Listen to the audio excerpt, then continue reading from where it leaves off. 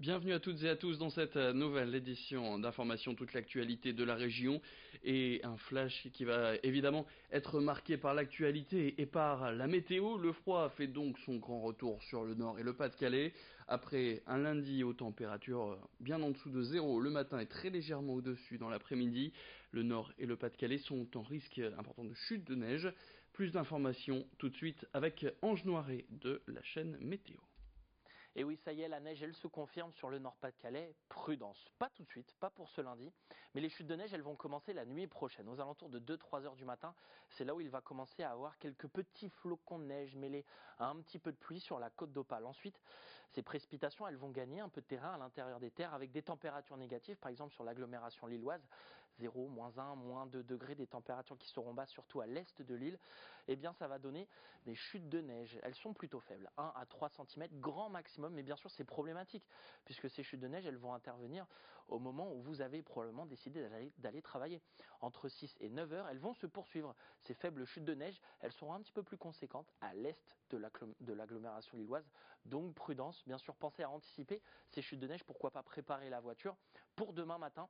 Si vous voulez suivre ces chutes de neige en direct, restez avec nous sur la chaîne météo.com, également sur les applications La Chaîne Météo. On va suivre l'événement grâce à notre communiqué spécial en direct, encore une fois, avec ces chutes de neige qui devraient cesser aux alentours de 9-10 heures pour mardi matin. Évidemment, toutes vos conditions de circulation pour ce mardi matin sont à retrouver en direct dans la matinale d'Adrien Lannoy. De la neige donc attendue en ce début de semaine pour le premier épisode neigeux de cette année 2019. Le département du Nord n'a pas attendu les derniers bulletins météo. Ils avaient déjà lancé en novembre dernier le programme de viabilité hivernale. Avec ses 4430 km de routes à gérer, 250 salariés sont mobilisés pour des opérations de salage et de déneigement jusqu'au mois de mars. Et cette année, des moyens supplémentaires ont été mis en place par le département avec notamment de nouvelles stations météo et des camions encore plus sophistiqués. Les agents peuvent désormais agir seuls grâce à tous ces dispositifs techniques dernier cri. Chaque hiver, ce sont 5450 tonnes de sel qui sont déployées sur les routes du département du Nord. Je vous invite donc tout de suite à monter dans un de ces nouveaux véhicules avec cette interview signée Idil Gunay. À la prise de poste, on fait notre mise en route parce que par ce petit boîtier là, tout ce qui est gyrophare et accessoires du camion, donc ça c'est un boîtier qui reste au camion. Et celui-ci, ce boîtier-là, c'est notre boîtier qui gère toute la saleuse. On gère le grammage selon nos permanents, la quantité, le pourcentage de saumure à appliquer en voirie. Là devant moi, donc j'ai un autre boîtier qui lui est essentiellement que pour la lame avant, donc tout ce qui est essentiel pour le déneigement.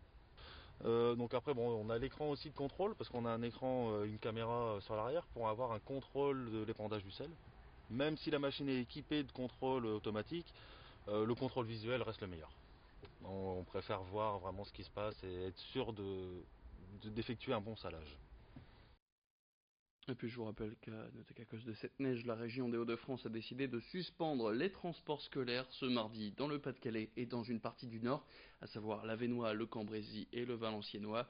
Les bus pourront donc circuler dans les Flandres, mais attention, puisque des perturbations pourraient apparaître dans la matinée. Et sur son compte Twitter, la préfecture du Pas-de-Calais a appelé au maximum les gens à éviter de prendre la route.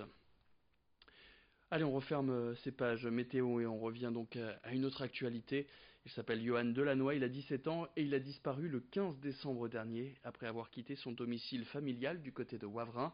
Depuis cette date, ses proches sont sans nouvelles de l'adolescent. Après un premier appel à témoins et la création d'une cellule enquête qui lui est dédiée, pour l'instant, aucune piste, aucun indice n'est parvenu aux enquêteurs ou à la famille, malgré des battues, de très nombreuses auditions et des fouilles, notamment aux abords de la Deule. La famille relance un appel à témoins dans l'espoir de retrouver le jeune garçon. Margot Sailly a rencontré la sœur de Yolan, elle s'appelle Vanessa, et on l'écoute tout de suite. Au niveau des gendarmes, c'est au même niveau. Ça veut dire qu'ils savent que Yolan à 22h30 était au rond-point et après ils trouvent rien. Ils savent pas par où il est parti, vers où, avec qui, comment, pourquoi, rien. Il y a toujours rien qui revient. Il y a personne qui sait rien. Ses copains, non on sait pas, non il nous a pas appelé, non on l'a pas vu, nous Nous, on ne sait pas. C'est tout ce qu'ils nous disent. Il n'y a personne qui sait rien. Alors qu'obligatoirement, il y en a au moins un qui sait quelque chose. Alors, il y avait un jogging noir avec des lignes roses fluo jusqu'à la mi-jambe. Une veste Lacoste et au-dessus un parka bleu avec des ficelles jaunes fluo. Si jamais quelqu'un le croise, il faut qu'il appelle les gendarmes tout de suite et qu'ils disent Yolan est à tel endroit. Et s'ils veulent pas prévenir les gendarmes, qu'ils nous appellent ou qu'ils nous contactent sur Facebook ou tout de suite, quoi, pour pas. Parce que là, ça fait long. Donc, ouais, c'est pesant, donc ce serait bien, ouais. Et si tu nous vois, il faut que tu nous appelles et que tu nous rassures. Et voilà, on attend tes nouvelles. Et puis on termine avec du sport, un mot de football féminin. Direction Bousbecq à la frontière franco-belge. C'est ici qu'un homme, Jean-Baptiste Galen, a décidé d'investir dans le club avec pour objectif de faire monter son équipe féminine en première division d'ici à 6 ans en partant de 0, de 14 licenciés à la fin du mois d'août. Aujourd'hui, le FCBF compte plus d'une centaine de membres qui ont entre 5 et 30 ans.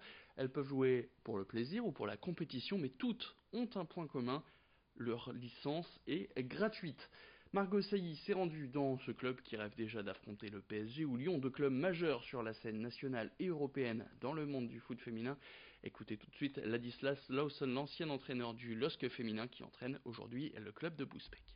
Ce qui m'a plu dans ce projet, c'est le fait de pouvoir faire monter une équipe en partant de zéro, la monter, la créer, lui donner une identité et faire en sorte que justement le projet du club puisse arriver à son aboutissement, quoi. Les objectifs qu'on se fixe, c'est simple, c'est de réussir à remporter un maximum de titres. Donc déjà, ça passe par les championnats, puisqu'on veut atteindre le niveau national le plus tôt possible. Et puis surtout développer du jeu. On n'a pas envie juste de gagner pour gagner. On veut avoir une vraie identité sportive, et aussi bien sur le terrain qu'en dehors. Une débutante peut venir chez nous, ça c'est possible bien sûr, puisque de toute façon on a plusieurs équipes. D'accord, on se retrouve avec en senior, on se retrouve avec deux équipes au niveau, on va dire une équipe compétition, une équipe où on recherche un peu plus le plaisir du football, donc une équipe de foot à 11, une équipe de foot à 7, et donc elle est tout à fait la bienvenue. Et c'est la fin de cette édition, merci à toutes et à tous de l'avoir suivi. Tout de suite, la météo.